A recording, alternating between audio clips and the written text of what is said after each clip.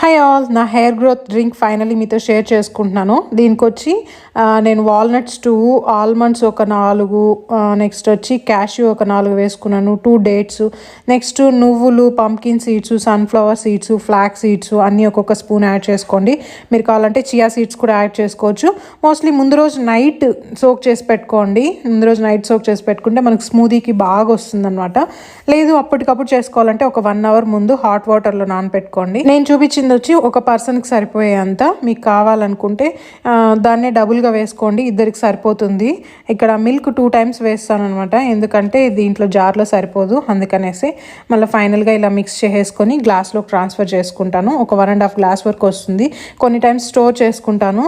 దీన్ని 2 డేస్ కన్నా ఎక్కువ స్టోర్ చేయను అనమాట, ఆ ఫ్లేవర్ తగ్గిపోతుంది, నాకు నచ్చదు కూడా.